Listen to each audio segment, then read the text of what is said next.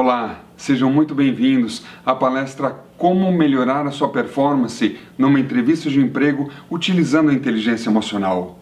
Meu nome é Fernando Granzotti, eu sou estrategista de inteligência emocional, neurocientista, fui diretor executivo e diretor jurídico de grandes companhias multinacionais, 23 anos advogando na área tributária, e eu quero compartilhar com você um pouco da minha experiência, daquilo que eu vi passar nas minhas mãos centenas de currículos e entrevistas com candidatos, e muitas das coisas que eu vi nessa experiência, e mais com todo o conhecimento que eu adquiri com a neurociência, com a inteligência emocional, eu quero falar com você, quero trocar informações com você. Na verdade, eu não vou te dar uma fórmula mágica, eu vou te dar uma das verdades, não é toda a verdade, não é a verdade, mas muito do que eu te falar talvez te ajude na próxima entrevista de emprego para ser melhor, ser o diferencial dos outros candidatos, das outras pessoas, dos outros advogados.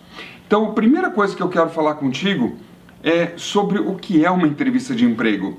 Entrevista de emprego é a mesma coisa de um relacionamento amoroso. Você vai ter que conquistar a outra pessoa. Se você chega numa entrevista de emprego e você quer falar sobre você, você está preocupado com você, você está focado em você, não vai adiantar, porque ninguém quer saber sobre você.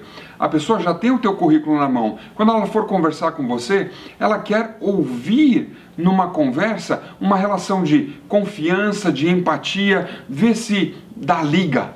Esse é o grande problema nas entrevistas. As pessoas não se preocupam no impacto da atitude que ela vai ter durante a entrevista de emprego. Não tem a ver com o teu conteúdo. Teu conteúdo está no teu currículo.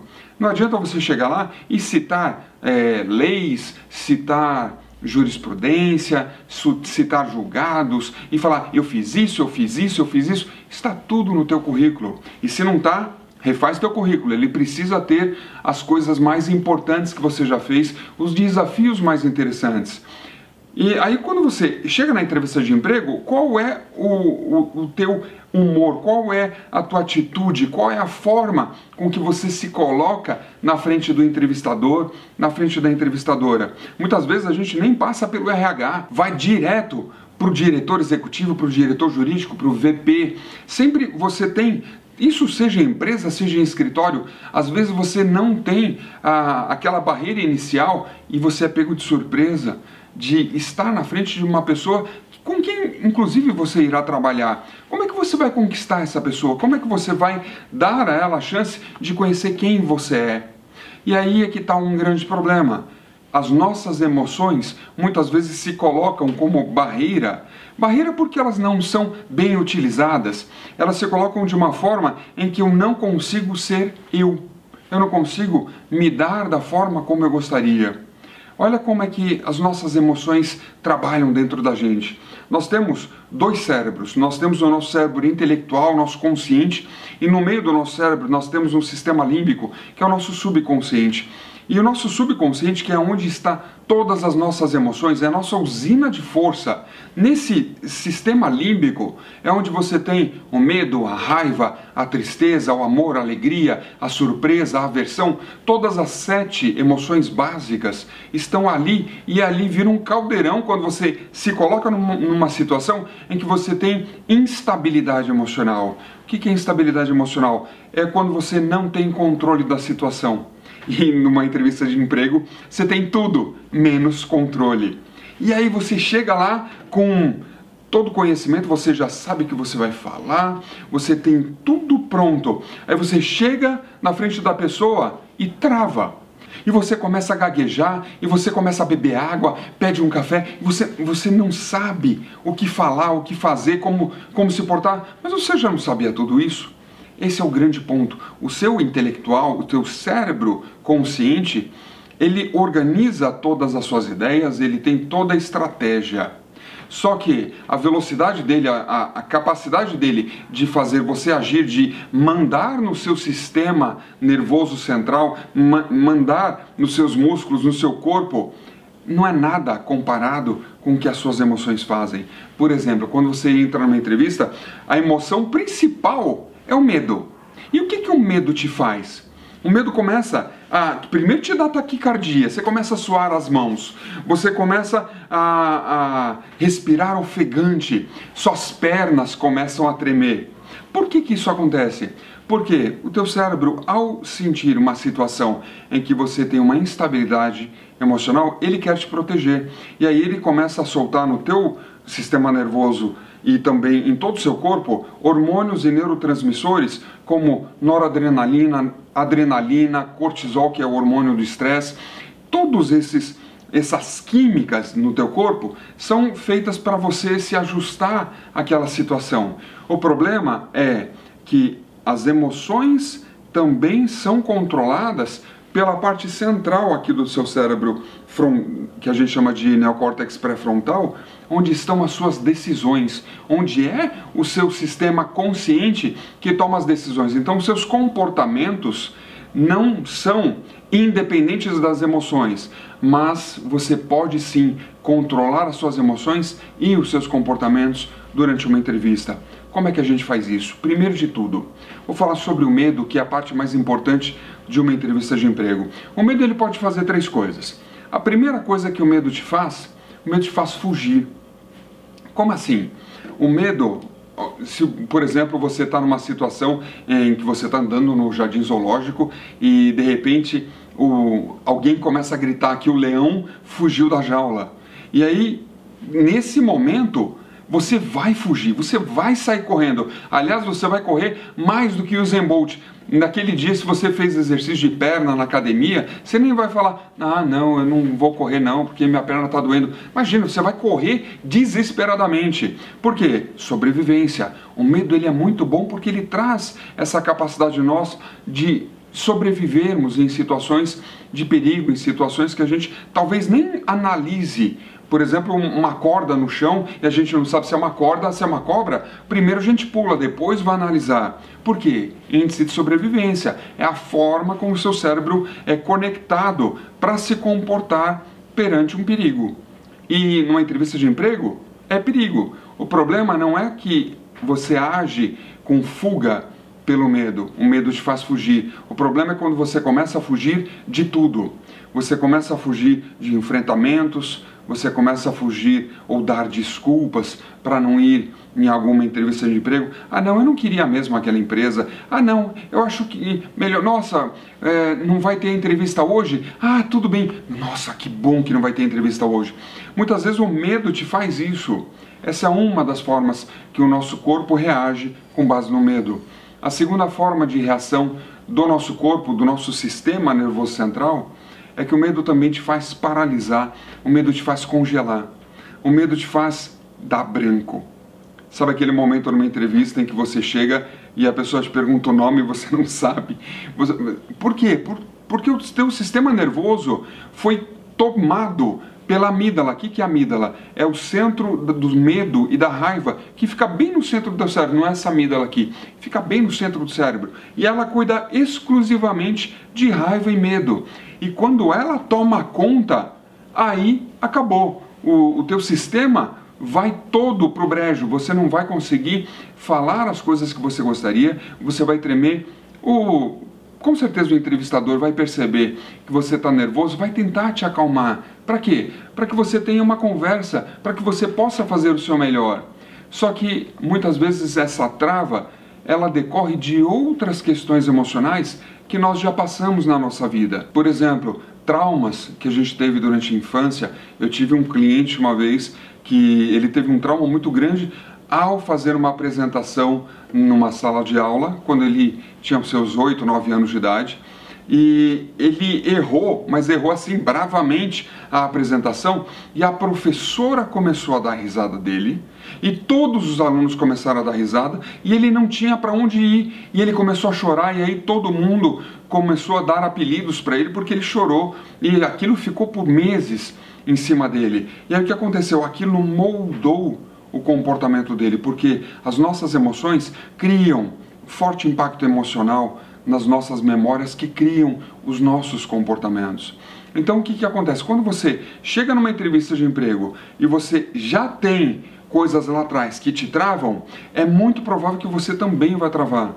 Então, existe formas de você mudar isso, eu vou te explicar. Mas a primeira coisa que você tem que entender é normal ter medo. Não pense que você vai para uma entrevista de emprego sem medo. Ah, não, eu não quero ter medo. Eu quero chegar lá totalmente tranquilo. Impossível. Todas as pessoas têm medo, sempre tem. Por quê? Você está enfrentando o desconhecido. É algo que você não tem controle. Só que, lembra que eu te falei que são 3 coisas que o medo pode fazer? A terceira coisa é a coisa mais importante. É a forma mais eficaz que você pode utilizar o medo a seu favor.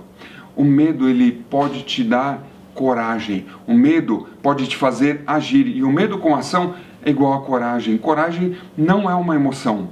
A emoção é medo, puro medo. Só que o medo, quando você age com medo, você age com responsabilidade.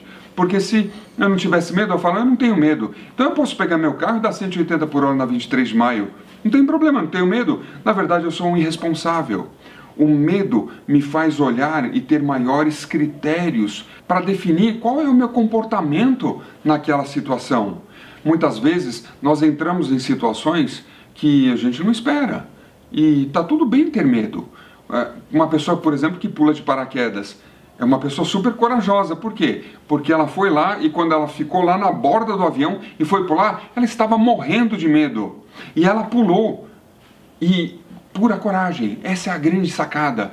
A coragem é que te faz agir de uma forma equilibrada, de uma forma ativa com medo, apesar do medo.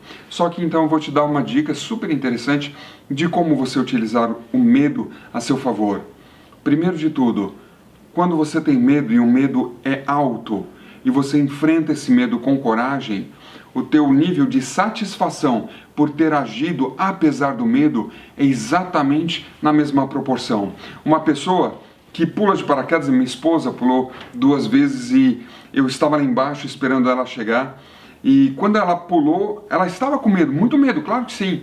Só que quando ela chegou, ela veio correndo para mim, me abraçou e falou, eu quero de novo, porque é fantástico isso. Porque, apesar do medo ter sido muito alto, ao ela ter enfrentado o medo e ter agido apesar do medo, o nível de satisfação era o mesmo. É a mesma coisa, talvez você não se lembre, mas na sua infância, teu pai, tua mãe, teu avô, tua avó, alguém pediu para você pegar com seus 5, 6 aninhos de idade, um copo de suco de vidro de cima da pia e levar até a mesa. Como é que você pegou aquele copo e foi andando e todo mundo falando, cuidado, vai quebrar, olha que perigo, e você foi com maior medo, maior cuidado, e aí você colocou o copo em cima da mesa. Qual foi tua reação? Satisfação. A satisfação de você ter feito algo que tinha risco, que te dava medo. Nível de satisfação igual. Hoje você pega um copo d'água, põe de um lado para o outro e não tem problema.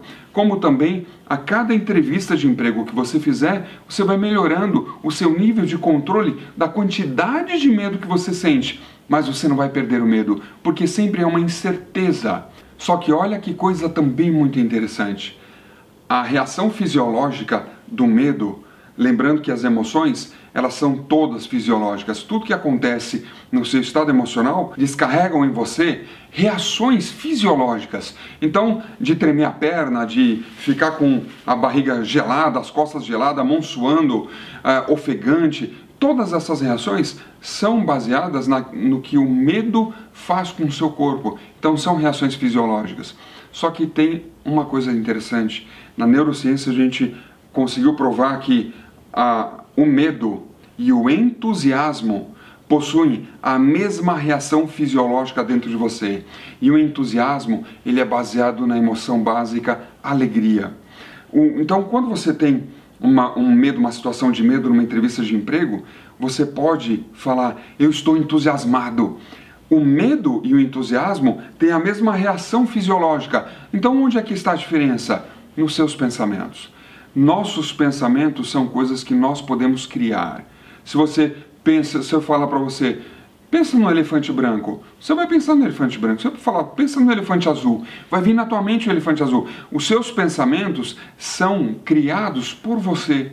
Então, se você está com medo e fala, eu estou morrendo de medo, nossa, que medo, eu estou com medo, não posso ter medo, medo, medo, e você fica remoendo só a palavra medo, automaticamente o teu cérebro vai falar, ele está com medo, então deixa eu dar uma travada, deixa eu dar um branco no meio da entrevista.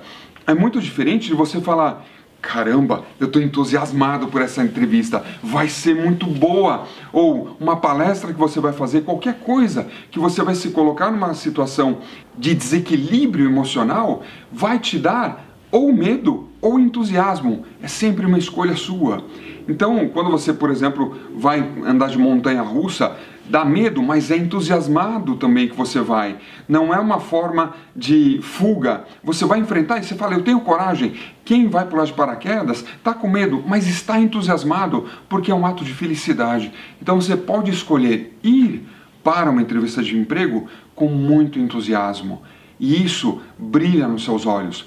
Ainda que você esteja com medo, ainda que você esteja tremendo de medo, não tem problema. Você mostra o teu entusiasmo pelas suas ações. Você mostra o teu entusiasmo pelas suas atitudes. Então a primeira coisa é saber utilizar o medo como entusiasmo. E isso o entrevistador vai perceber em você imediatamente. Se você chega lá assim, obviamente o entrevistador já vai perder 50% do interesse por você. Porque se você está numa energia baixa, pelo amor de Deus, essa empresa precisa de gente ativa, ou esse escritório de advocacia precisa de advogados que sejam proativos, que sejam faca na caveira. E você chega lá assim, mas é que eu sou muito calmo. Não tem problema. Lembra que eu te falei que os seus pensamentos são feitos por você? A partir do momento que você sente esse medo, fala para você mesmo, isso é entusiasmo, eu estou entusiasmado. E aí você chega nessa entrevista repetindo para você, eu estou entusiasmado, vai ser a melhor entrevista. E aí quando você chega lá e cumprimenta a pessoa olha no teu olho e sente esse entusiasmo, porque isso decorre dos seus pensamentos, beleza? Segunda coisa que eu quero falar para você, lembra que eu te disse que uma entrevista de emprego é um relacionamento amoroso, é uma troca de confiança, de respeito, de empatia, de uma série de coisas emocionais, de atitudes. Então, quando você for fazer a entrevista, primeiro de tudo, chega lá não pensando em você, chega interessada pelo entrevistador. Chega querendo saber mais sobre a empresa. Você tem liberdade de fazer perguntas durante a entrevista. Claro que sim. E se você fizer boas perguntas para o entrevistador sobre a empresa e não sobre o seu cargo, nem sobre o salário, pelo amor de Deus. Você vai fazer perguntas sobre alguma, por exemplo, num período de quarentena. Como é que vocês passaram pela quarentena? Como é que foi? Como a empresa se sustentou? Que bárbaro! Não, isso. E aí você faz os seus comentários com base nas informações que você recebe. Foca no entrevistador. Utilize o seu poder de observação e não de imaginação. Não fica pensando, o entrevistador, olha, ele tá meio assim, já vi que ele não gostou de mim. Você já se julga, você não está na cabeça do entrevistador para saber o que está acontecendo com ele. Às vezes ele acabou de tomar uma chamada do chefe, ou ele está com um problema na casa dele. Você nunca sabe o que está na cabeça da outra pessoa. Às vezes ele não queria estar fazendo aquela entrevista e ele está se sentindo obrigado. Beleza, você pode mudar esse relacionamento, você pode mudar a energia daquela sala sendo altamente entusiasmado. Por quê? Porque contagia. Então, quando você chega numa entrevista entusiasmado, ainda que o entrevistador esteja assim, e você começa a falar de coisas importantes que eu vou te falar agora, passo a passo, o que você deve falar, que você não pode esquecer, ele vai começar a se entusiasmar por você, porque você vai se demonstrar interessado pela empresa e interessado na conversa com ele. Você não foi lá para responder perguntas, você foi lá para ter um bate-papo. Era terrível ter um candidato na minha frente em que ele só queria responder perguntas. Eu tinha que ficar bolando um monte de perguntas para conseguir 10 minutos de conversa. Isso é terrível. Eu falo, meu Deus, imagina eu trabalhando com essa pessoa, ele não vai falar nada. E se der algum problema, talvez ele nem me conte se ele errar, se ela errar. Então, é importante você estar à disposição. E lembra que sempre uma entrevista de emprego é discurso. as duas partes falam. Você também não tem que segurar, se você fala demais, não toma todo o tempo falando sobre você, sobre sua vida, seu cachorro, periquito, papagaio. Não, toma cuidado de sempre falar coisas e perguntar coisas. Talvez até para o entrevistador, veja as coisas que o entrevistador, se ele está na sala dele, veja as coisas que estão sobre a mesa, pergunta sobre alguma fotografia, fale, quebre o gelo, tenha sempre uma... E aí é que está a grande sacada. Se você está com medo, você vai estar pensando em você e no seu medo, e você não vai conseguir andar nessa entrevista. Mas se você estiver entusiasmado, você vai se interessar. Você vai se interessar pelo entrevistador, pela sala, pela empresa. Você vai sair dessa relação de você com você mesmo, dessa conversa que fica dentro do teu cérebro, e vai passar a ter uma conversa no exterior, uma conversa com a pessoa que está na tua frente. E quando ele começar a perguntar sobre você, não repita, pelo amor de Deus, não repita o que você escreveu no seu currículo. Não, ele sabe ler. Então não fica falando para ele aquilo que você já escreveu. Conte uma história. Uma das coisas que nós, seres humanos, amamos, e isso toca diretamente no emocional da pessoa, é contar uma história. Se eu, por exemplo, começo a falar para você, era uma vez uma garotinha, loirinha, que começou a estudar com 7 aninhos de idade, e quando ela chegou na escola, ela ficou muito intrigada com um animal que estava lá dentro da sala de aula. Quando eu comecei a falar sobre isso, eu contei esse início de história, automaticamente o seu cérebro emocional tomou conta, o seu subconsciente abriu, que é onde estão as suas emoções. Você tem que aprender a tocar nas emoções do entrevistador, abrir a possibilidade de falar, mas logicamente você não vai contar uma historinha de uma garotinha loirinha e que chegou na escola. Não, você vai contar sobre aquilo que você fez. Só que conte histórias, histórias que envolvam os seus valores, a sua ética, o seu comprometimento, o seu companheirismo, as coisas que você fez. Por exemplo, eu tive a oportunidade de, numa das empresas, fazer uma análise tributária sobre IPI, ICMS, e consegui resgatar 23 milhões de reais em crédito para aquela empresa. Legal. E aí eu pus no meu currículo, eu fiz um projeto em que eu coloquei, em que eu tive a oportunidade de obter um crédito tributário de 23 milhões de reais. Se a pessoa perguntar para mim, imagina numa entrevista de emprego, o entrevistador pergunta para mim, me fale, como é que foi? Ah, é o que eu fiz porque eu sou bom pra caramba. Querendo dizer, mas nas palavras eu utilizaria da seguinte forma, olhando para baixo, não olhando no olho do entrevistador, eu olhando para baixo, eu fiz coisas muito importantes na empresa, uma delas foi essa, que eu descobri, que eu fiz, que eu.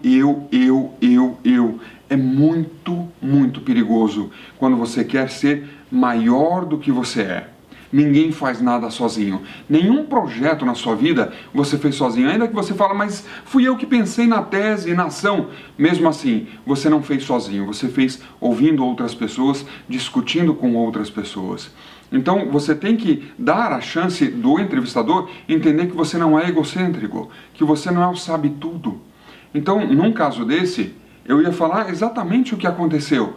Que a empresa estava passando por um período muito complicado de vendas e nós fizemos uma reunião em todas as áreas e todo mundo foi solicitado a dar o seu melhor para achar oportunidades que melhorasse o caixa e reduzisse despesa. E quando nós fomos olhar a redução de despesa, eu pensei, por que a gente não vai olhar todos os materiais que são utilizados na fábrica, um por um, para ver se a gente está tomando o crédito tributário correto em cada um deles. Eu não conseguiria fazer isso sozinho. Chamei o pessoal da engenharia, a gente sentou junto, fizemos um projeto que durante 4 meses, longos 4 meses, nós ficávamos na fábrica, olhando produto por produto, pegando nota fiscal. E durante todo esse período, nós fizemos, não só olhamos o crédito tributário, como também refizemos alguns procedimentos que estavam incorretos. A gente viu alguns buracos, foi super interessante. E o resultado disso foi que nós tivemos até uma surpresa muito grande de termos encontrado 23 milhões de reais. Isso eu não fiz sozinho, eu fiz com uma equipe muito grande, uma equipe de pessoas extraordinárias e é assim que eu gosto de trabalhar. Eu gosto de trabalhar em equipe, eu gosto de dar o meu melhor para a empresa, para fazer acontecer na necessidade que a empresa tem. Eu não fico só olhando dentro do meu departamento, eu fico olhando o que eu posso fazer pela empresa. Você percebe a diferença do discurso? Ao invés de eu ficar falando, eu fiz, eu descobri, eu consegui os 23 milhões, tem uma plaquinha aqui, não funciona. O entrevistador não quer saber disso. Ele quer saber o que você vai agregar para a empresa ou para o escritório que você está fazendo a entrevista. Então, conte histórias, conte os detalhes das histórias, porque as histórias cativam e as histórias fazem com que você não se esqueça daquele candidato. Eu já tive a oportunidade de entrevistar pessoas extraordinárias e algumas delas eu contratei e as histórias delas me marcaram de tal forma que até hoje eu me lembro dessas pessoas e com muito carinho. Então você precisa ser lembrado. Quando você não é uma folha de papel, você não é um currículo. Você é uma pessoa entusiasmada, pronta para falar sobre coisas que você fez.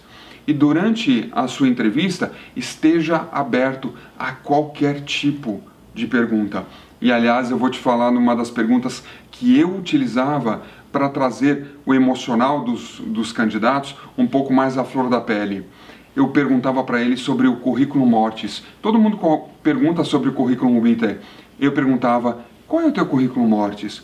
O que é que você fez em que você errou, ou você causou um prejuízo, ou que você errou bravamente? O que foi que você errou em maior grau? E aí eu quero saber, o que você aprendeu com isso? E o que você fez para reduzir o custo ou o dano, se é que foi possível fazer isso? E entenda que todos nós erramos, só que quando eu recebo currículos, todos os currículos são de super-heróis, são de pessoas perfeitas. Impressionante a qualidade das pessoas no currículo. Por isso eu pergunto para saber qual é a humanidade dessa pessoa. E se a pessoa chega para mim e fala, não, eu nunca errei na minha vida, logicamente esse candidato está descartado. Primeiro, porque está mentindo. Segundo, porque ele não tem consciência dos erros que ele cometeu. E se você erra e não aprende, você vai errar de novo. Então eu preciso de pessoas que erraram e falaram, errei sim.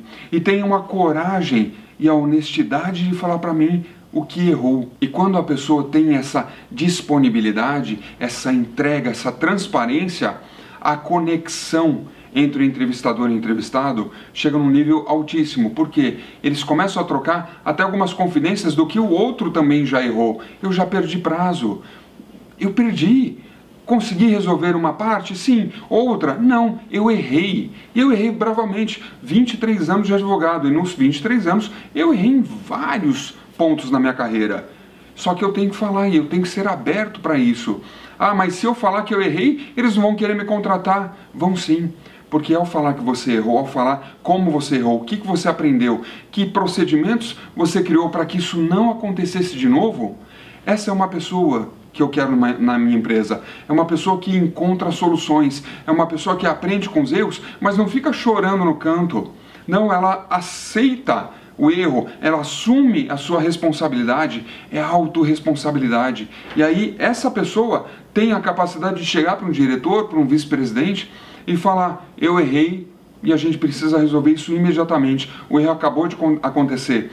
Mas se é uma pessoa que tem medo, ela pode até engavetar o erro. E eu não quero essa pessoa comigo. Então, quando o entrevistador pergunta ao candidato sobre as coisas que ele errou, seja sincero. Logicamente você pode escolher, já pensa antecipadamente em alguma coisa que você fez, que você errou, que deu resultado e que você pode agregar nessa entrevista de uma forma muito positiva.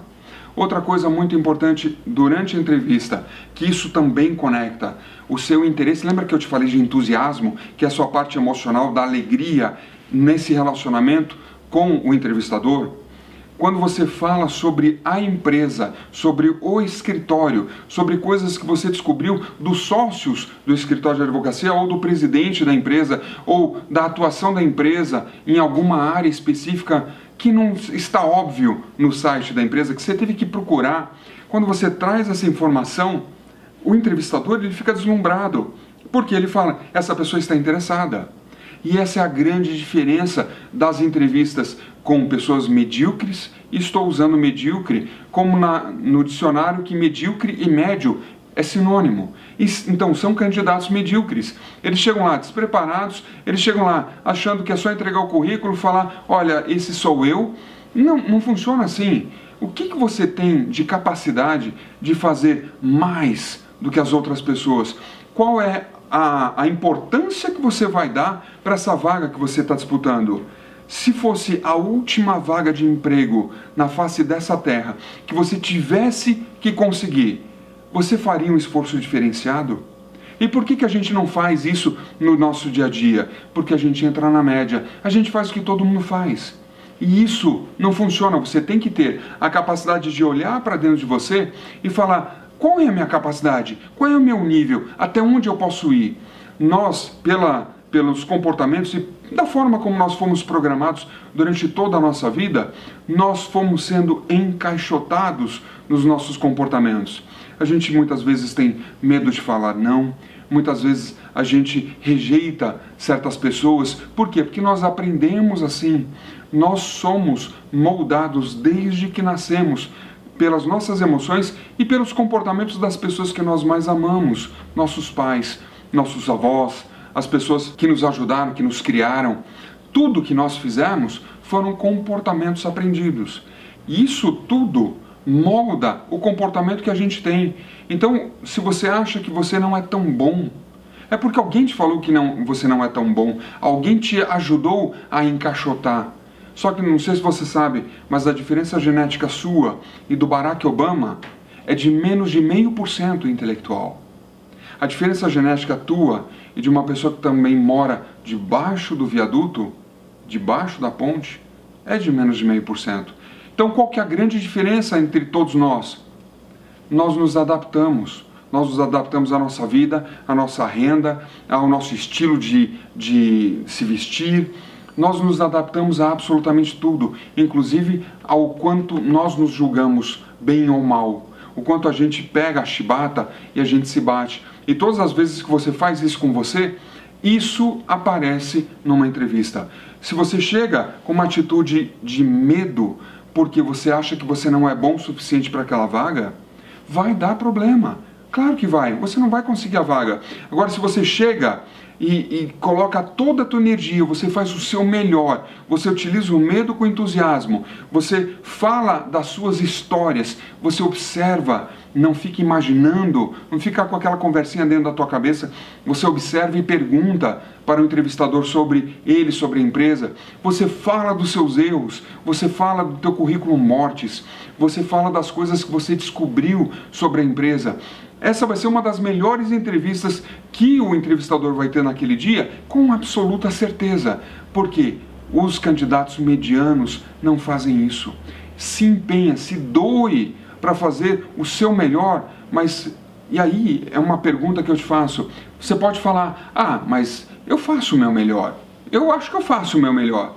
Se eu perguntasse para o entrevistador, ou para a empresa onde você trabalha, ou para o escritório onde você trabalha, ou aonde você trabalhou se você hoje não está trabalhando, se eu perguntasse se você dá o seu 100%, se tem algum ponto de melhoria que você poderia acrescentar, você duvida que eles iriam falar que tem? Com certeza tem. Claro que tem, porque nós somos seres perfeitamente imperfeitos. Nós estamos em constante evolução. Nós aprendemos todo dia. A cada entrevista que você faz, você melhora, você aprende.